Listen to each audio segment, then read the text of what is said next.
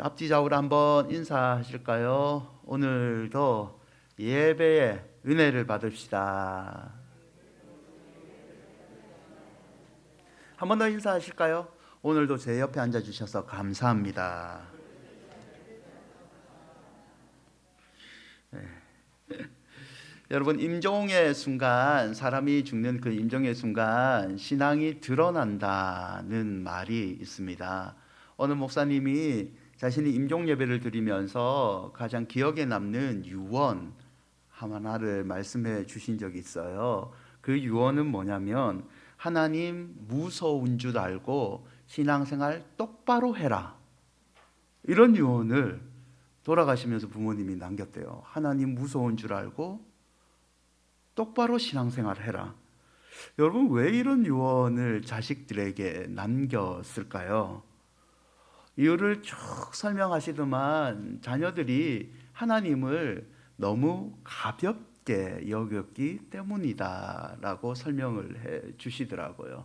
하나님이 우리의 목자 되시고 하나님이 우리 삶의 위로자 되신 것은 맞습니다. 그런 하나님께 우리는 사랑을 많이 받아야 되죠. 문제는 어느 순간 그 하나님이 우리 삶의 중심이 아니라 내 자신이 중심이 되는 경우가 많다는 거죠.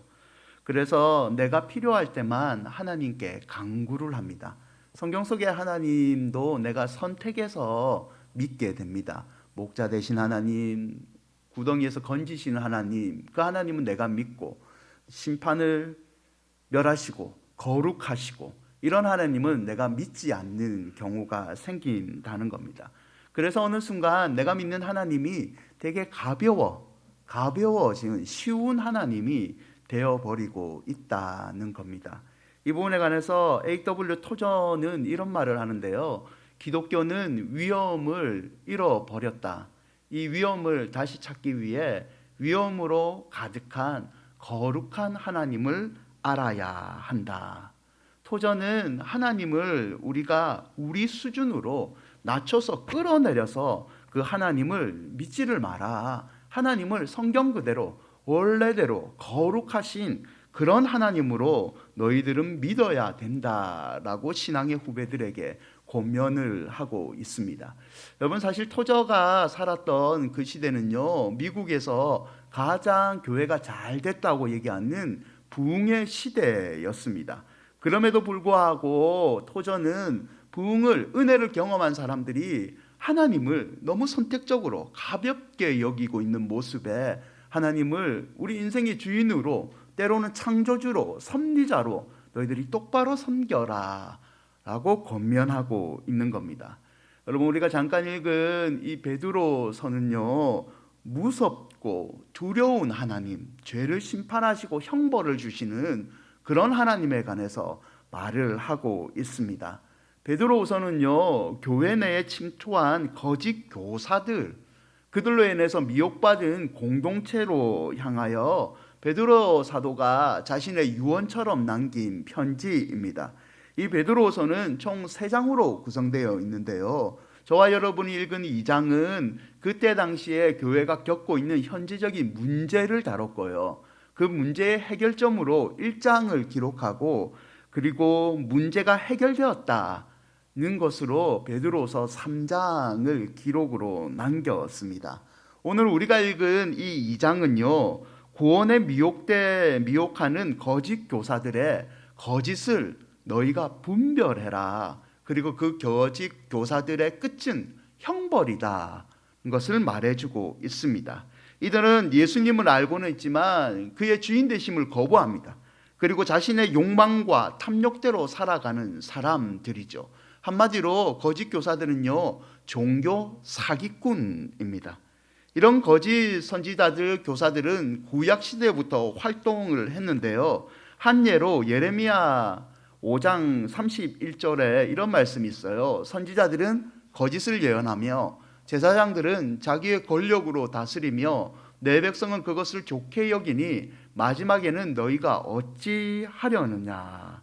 구약 시대에도 선지자, 제사장이라고 말하지만 하나님이 아닌 자신의 이익과 권력과 자신의 말로 사람들을 좋게 여기는 말만 하는 이런 거짓 사기꾼들이 있었다라고 얘기를 합니다. 베드로가 본 서신을 쓰고 있는 초대교회 상황도 똑같았습니다. 거짓 교사들이 존재하고 활동을 했죠. 그들의 특징이 있는데요. 그들은 첫째, 타인뿐 아니라 자신에게도 파멸로 인도할 이단의 가르침, 그리고 그에 따른 삶의 패턴을, 그 다음이 중요한데, 은밀하게 소개를 합니다. 이거는 나만 아는 거다. 내가 기도 가운데 받았다. 나만 이 성경 말씀을 풀이할 수 있다 라고 말을 합니다. 둘째, 그들은 자신들을 예수 그리스도의 피로 핏값으로 주고 사신 하나님의 은혜와 능력을 의도적으로 서서히 거절하도록 만듭니다. 그래서 하나님이 아닌 자신들을 믿게 만드는 성질을 가지고 있습니다. 우리나라에도 안타깝게 이런 거짓 사기꾼들이 많습니다. 우리나라에 자칭 하나님이 몇십 명이 계신 것 여러분 아십니까? 여러분 영안이 열리시면 길을 가다가 자칭 하나님을 만날 수 있어요. 그런 믿음이 있어야 되는데, 여러분 그 중에 대표적인 사람이요, 박태선이라는 사람이 있습니다. 이분 잘생겼죠. 지금은 이 세상에 존재하지 않습니다. 죽었습니다. 1950년도와 60년도에 한국을 휩쓴 이단 거짓 사기꾼이었습니다. 부흥사였던 그는요, 38살에 1955년도에 한국 대형 집회의 주역이었습니다. 한국에서 제일 탁월한 부흥사였어요. 그가 8개월 동안 15번의 대형 집회를 열었는데요, 500만 명이 모였습니다.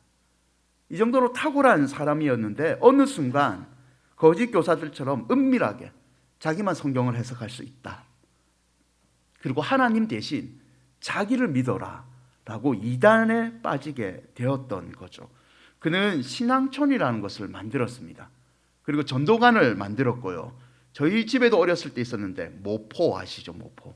모포 다리미질, 우리 엄마 꼭 그걸 쓰던데, 그런 물건들을 팔면서 사람들을 현혹하기 시작했습니다. 이 박태선의 천부교의 나름대로 성장에 관해서 한 종교학자가 이런 분석을 남긴 적이 있어요. 6.25 때문에 대한민국에 100만 명이 죽었다. 세계 역사상 이런 일은 없었다. 이 고난을 겪은 한국 사람들이 신앙촌이라는 새로운 이상형 공동체에 빠져들어간 것이다. 그는 사람들을 위로하는 것 같지만 실제로는 하나님의 은혜와 능력을 자기에게 착복시키는 종교 사기꾼이었습니다. 안타깝게 이때 기성교회들은요, 구호물자로 서로 싸우고 있었습니다.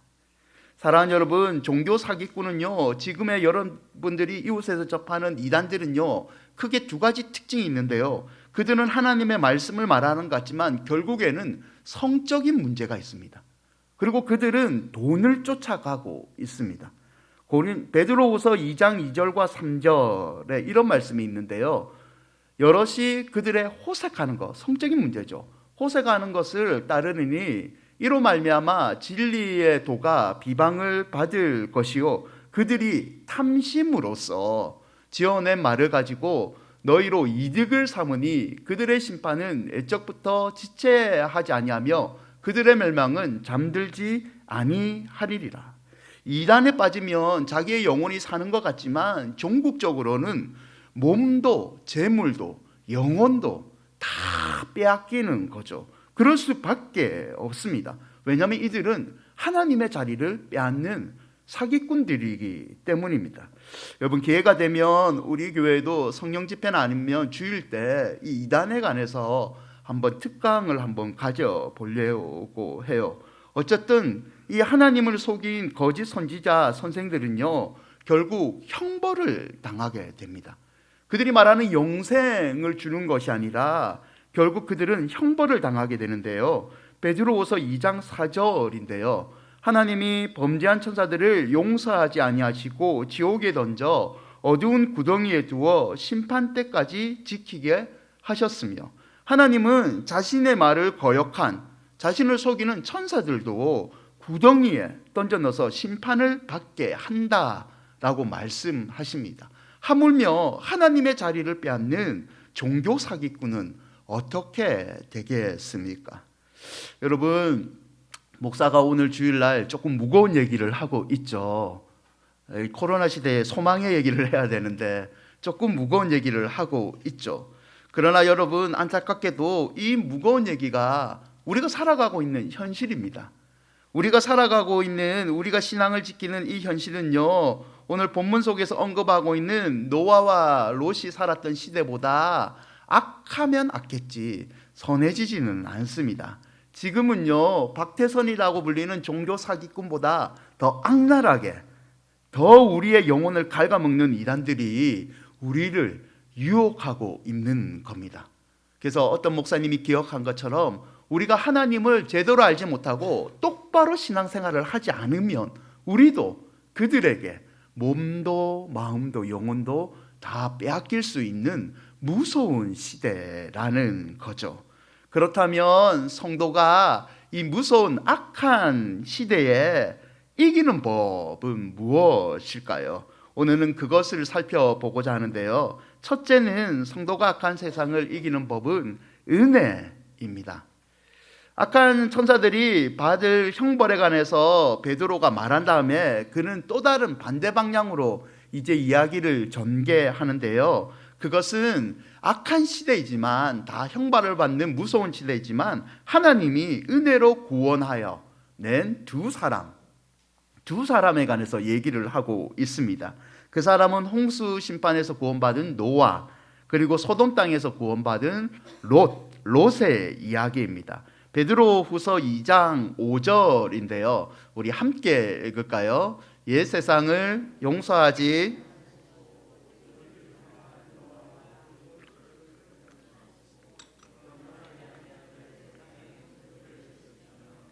의를 전파하는 노아와 7 식구들은 악한 세상이지만, 하나님이 죄를 심판하는 세상이지만, 하나님은 의를 전파하는 노아와 7 식구들은 건져내어주는 구원의 은총을 주었다라고 베드로는 기록하고 있습니다. 그러면 어떤 삶을 살았기에 베드로는 노아를 의의 전파자, 은혜로 건져낸 사람이라고 얘기를 했을까요? 히브리서 11장 7절은 노아의 믿음에 관해서 11장 7절은 이렇게 얘기합니다.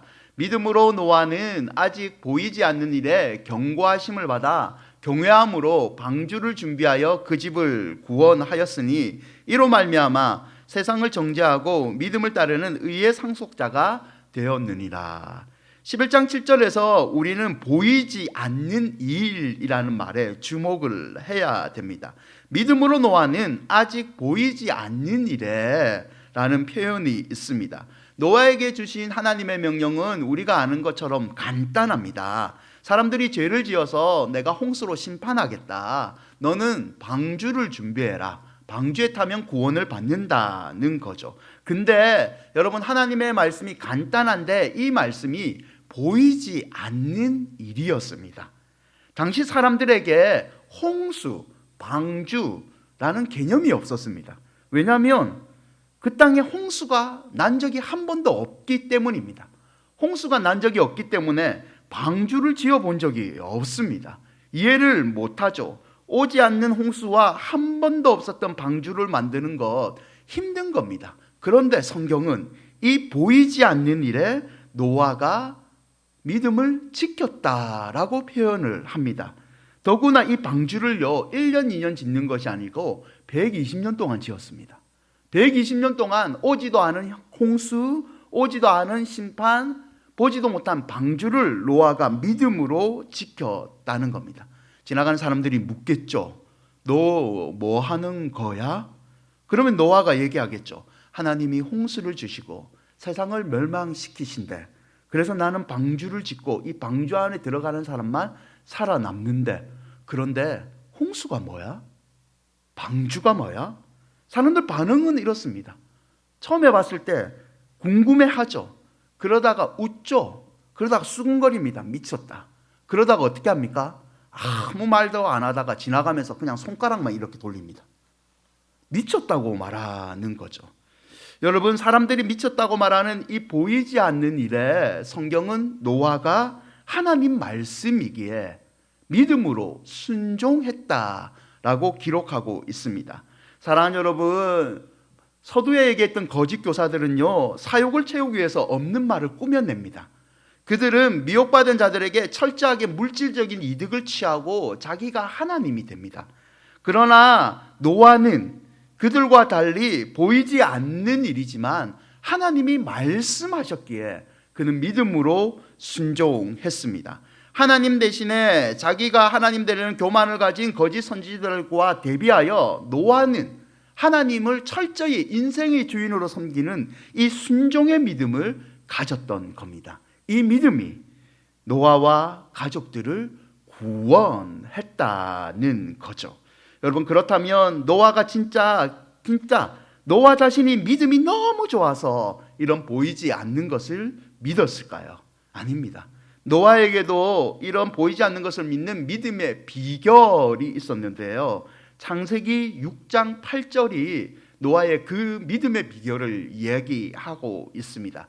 우리 함께 읽을까요? 그러나 노아는 하나님께 여호와께 은혜를 입었더라. 그러나 노아는 여호와께 은혜를 입었더라. 사람들이 다 자기 자신이 높다, 내가 위대하다라고 말하는 교만의 시대에 그러나 노아는 하나님께 은혜를 입어서 보이지 않는 믿음을 가지게 되었더라라고 표현하고 있습니다. 성경에서 은혜라는 단어가 처음 등장하는 곳이 이곳입니다. 여러분, 은혜라는 것은요, 죄인에게 값없이 베풀어 주시는 하나님의 호의입니다. 죄인에게 값없이 베풀어 주시는 하나님의 호의가 은혜인데요, 하나님은 측은지심으로 노아를 바라보시고 은혜를 베풀어 주셨습니다. 노아가 잘나서가 아니고 그의 공로가 있어서가 아니고 하나님께서 일방적으로 불쌍히 여기사 노아에게 보이지 않는 것을 믿는 믿음을 주시는 은혜를 베푸셨다는 거죠. 그런 하나님의 은혜는 두 가지로 표현되는데요, 첫째는 알려주심입니다. 하나님은 노아에게 심판이 임할 것을 알려주십니다. 창세기 6장 13절에 하나님이 노아에게 이르시되 모두 혈육이 있는 자의 포악함이 이 땅에 가득하므로 그 끝날이 내 앞에 이르러니 내가 그들을 땀과 함께 멸하리라. 죄에 대한 심판을 하나님이 먼저 은혜를 베푸사 노아에게 경고를 해 주시는 거죠. 여러분, 우리에게 임하는 은혜도요, 하나님의 위로, 하나님의 격려도 있지만 하나님의 이 알려주심의 은혜도 있습니다. 너희들이 죄를 지으면 너희들 지옥에 간다. 죄를 해결하는 방법, 성경 말씀에서 얘기하는 예수 그리스도를 믿어라. 그러면 너희들은 구원을 얻는다라는 이런 알려주심의 은혜가 있다는 거죠. 두 번째 은혜는 보호하심입니다.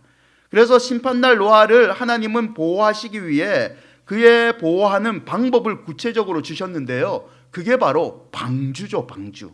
7장 1절을 보시면 창세기 7장 2절에 여호와께서 노아에게 이르시되 너와 내 온 집은 방주로 들어가라. 이 세대에서 내가 내 앞에 의로움을 내게 보였습니다. 하나님은 노아에게 죄를 지으면 멸망에 곧 심판이 있을 거야 라고 끝내 거신 것이 아니라 그 죄를 해결할 수 있는 이 방주를 알려주심으로 노아와 그 믿는 백성들을 보호해 주시는 이 은총을 베풀었다는 거죠. 사랑하는 여러분, 하나님의 이 은혜가 오늘도 이 악한 세상에서 저와 여러분을 지켜주실 줄 믿습니다.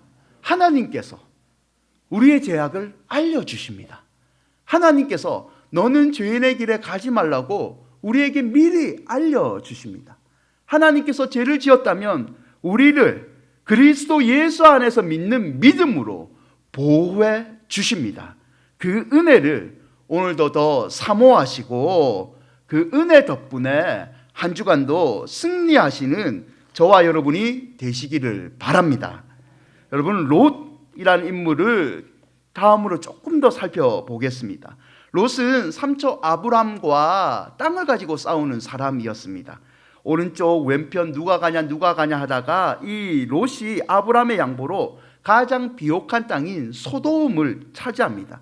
그러나 여러분, 성경을 자세히 보시면 롯이라는 인물은 의인이라고 불릴 요소가 거의 없습니다.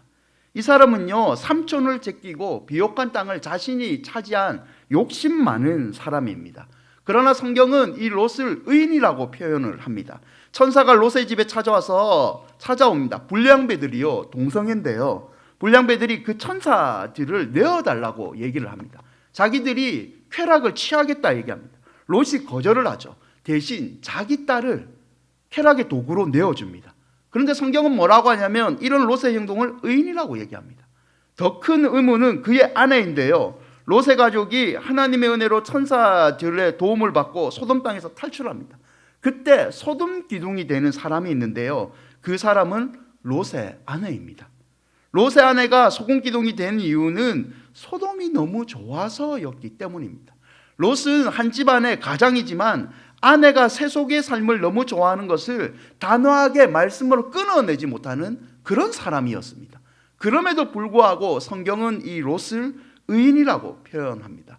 여러분, 롯이라는 사람을 한마디로 얘기해서 우유부단한 사람입니다.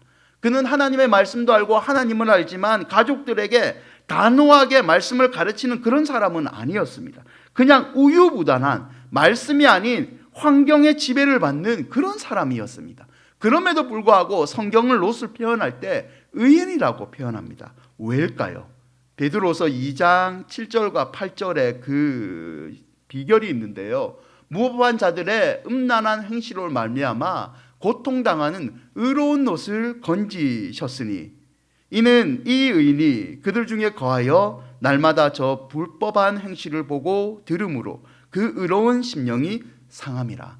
하나님께서 롯을 의인으로 건져내 주시는데 그 이유가 뭐냐면 7절에 롯은 무법한 음란한 행실을 보고 고통했다라고 표현을 합니다.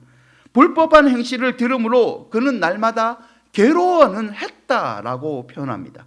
사람들이 악한 것을 보고 처음에는 괴로워하지만 시간이 지나면 우리도 그 악한 사람과 똑같이 되는 게 사람의 본성입니다.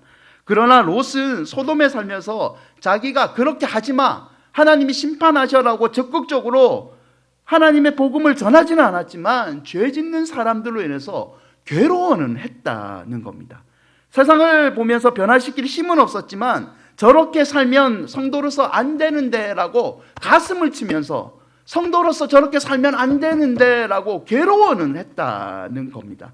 변화는 시킬 수 없지만 안타까워는 했죠. 그래서 롯은 하나님을 더 의지하고 하나님 도와주십시오라고 기도를 했고 이 기도 때문에 하나님이 롯을 건져내 주시는 은혜를 베풀었다는 겁니다. 사랑하는 여러분, 한마디로 롯은 변화는 못 시켰지만 은혜는 갈망했습니다.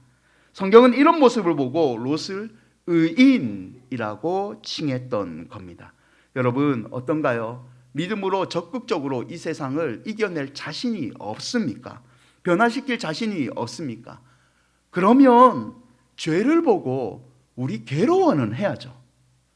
성도인데 죄를 보고 같이 즐기는 것이 아니라 하나님, 저 죄를 지으면 안 되는데, 우리 남편이 저 죄를 지으면 안 되는데, 우리 자녀가 죄를 지으면 안 되는데 하나님 어떻게라도 해 주십시오라고 하나님께 부르짖기라도 해야죠. 하나님의 은혜를 주십시오라고 기도를 해야 되지 않습니까?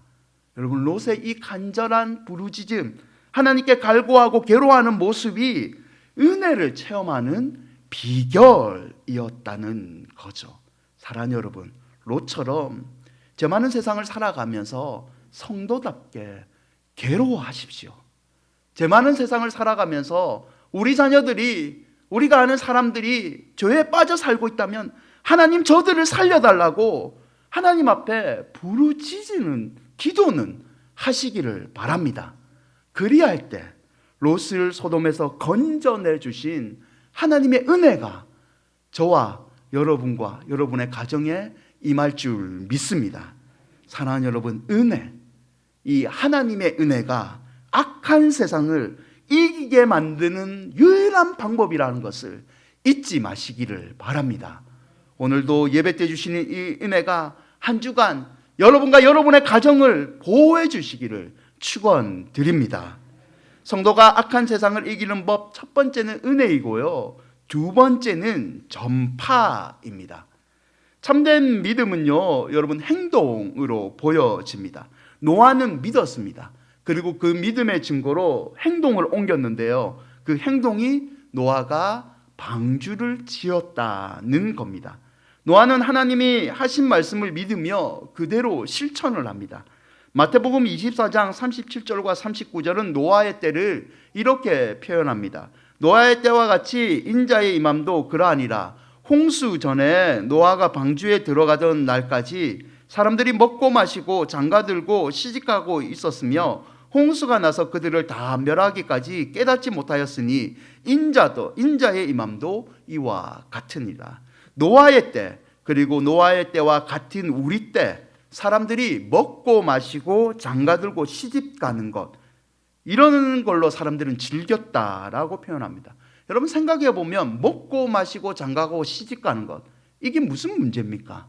우리 어머니들의 간절한 기도 제목인데, 애들 결혼시키는 것, 장가가고 시집가는 것, 먹고 마시는 것은 문제는 아닙니다.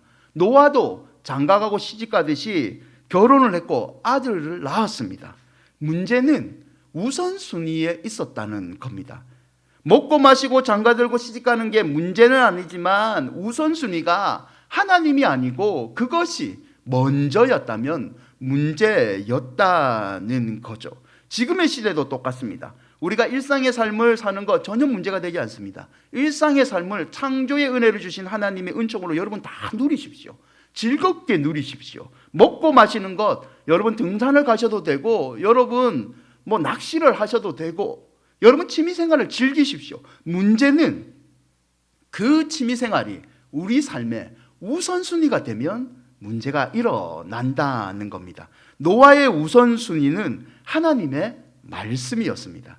하나님께서 말씀하신 것을 믿고 그는 일상의 삶보다 하나님의 말씀에 순종하는 이 방주를 120년 동안 지었다는 겁니다. 말씀대로 결국 홍수 심판이 임했죠. 우선순위를 지킨 노아의 방주에 있는 사람들은 안전했고, 우선순위를 지키지 않고 먹고 마시는 것을 하나님보다 더 좋아했던 사람들은 멸망을 했습니다. 사랑하는 여러분, 노아의 방주는 현실에도 적용이 되는데요, 성도는 노아처럼 이런 방주를 준비할 줄 알아야 되는데 그 방주가 바로 저와 여러분이 믿는 예수 그리스도이십니다.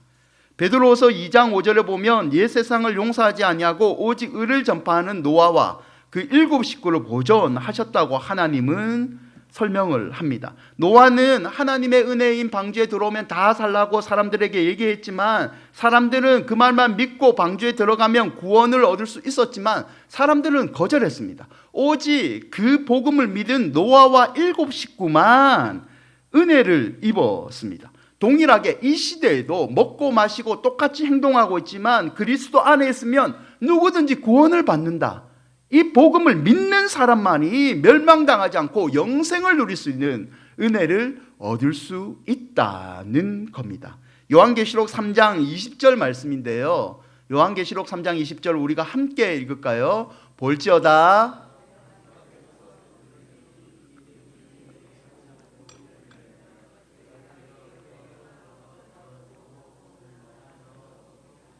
사랑하는 여러분, 생명의 길은 오직 예수 그리스도밖에 없음을 믿으시기 바랍니다. 여러분, 예수 그리스도의 이 생명의 길은요, 찾는 모든 사람에게 열려 있습니다. 모든 사람에게 열려 있습니다. 성도의 문제는 뭐냐면 이 열려 있는 그리스도의 생명의 길을 전하지 않는다는 게 있습니다. 여러분, 노아는 사람들에게 의를 전파했다라고 성경은 분명하게 기록하고 있습니다. 사람들이 듣기를 거절한 거죠. 사람들이 방주 안에 안 들어온 거죠. 노아는 하나님의 말씀에 순종해서 방주에 들어오면 살 수 있다고 의를 전파했습니다. 동일하게 성도는 그리스도가 생명의 길이라는 것을 알고 있다면 자기만 아는 것이 아니라 이 그리스도가 생명의 길입니다, 그리스도를 믿으십시오라고 의의 전파자가 되어야 된다는 겁니다. 필립 샤프라는 분이 이런 글을 남긴 적이 있습니다. 초대교회 당시에는 교회가 모두 선교단체였고 모든 신자가 그 이웃을 구원하려는 그리스도의 사랑이 그 가슴에서 불타오르는 선교사들이었다. 신자들은 누구나 그 이웃들에게 예수를 이야기하였다. 노동자들은 자기 친구에게, 노예는 가까운 자기 동료에게, 하인은 자기 주인에게 전도를 하였다. 자신이 구원받게 된 사실이 마치 파산에서 조난을 당하거나 구사일생으로 살아나는 사람의 이야기처럼 그들은 간증했다. 사랑하는 여러분, 성경은 분명하게 노아와 7 식구들은 똘똘 뭉쳐서 의의 전파자가 되었다라고 기록하고 있습니다. 이런 의의 전파자가 된 것이 하나님의 보호의 은총을 더 깊게 자손대대로 누리게 하는 비결이었던 겁니다. 저와 여러분도 하나님의 이 은혜를 나만 아는 것이 아니라 전파하시는 그런 전파자가 되시기를 축복드립니다. 여러분, 말씀을 맺겠습니다. 교회를 다니는데 교회의 문을 닫는 교회 스타일, 교회가 문 닫는 교회 스타일이 기사에 최근에 났어요.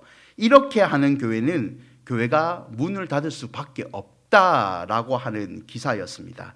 한번 들어보실래요? 전도하지 않는 불임교회, 언젠가는 문을 닫는다. 기도가 너무 점잖은 양반교회, 언젠가는 문을 닫는다.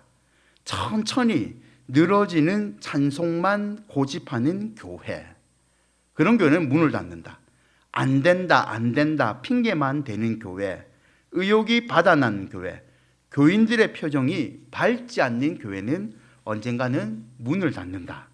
들어가는 출입구가 매우 어두운 교회, 땜질식의 임시방편의 환경미화에 급급한 교회, 교인들과의 대화가 너무 형식적이고 율법적인 교회, 큰 교회가 다가 아니야 라고 말하는 교회, 도움을 받으려고만 하는 교회, 교인들이 올 때까지 기다리기만 하는 교회, 교육을 다음 세대를 생각하지 않는 교회는 문을 닫는다.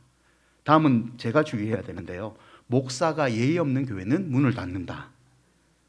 성령의 역사를 인정하지 않는 교회는 문을 닫는다. 여러분, 우리 큰은혜 교회는 어떤 것 같습니까? 우리 큰은혜 교회는 문을 닫을 교회입니까? 계속 문이 열려있는 교회입니까? 제가 그런 대답을 요구하진 않는데, 아멘. 목사보다 믿음이 더 좋으십니다. 제가 더 예의 있는 사람이 되겠습니다.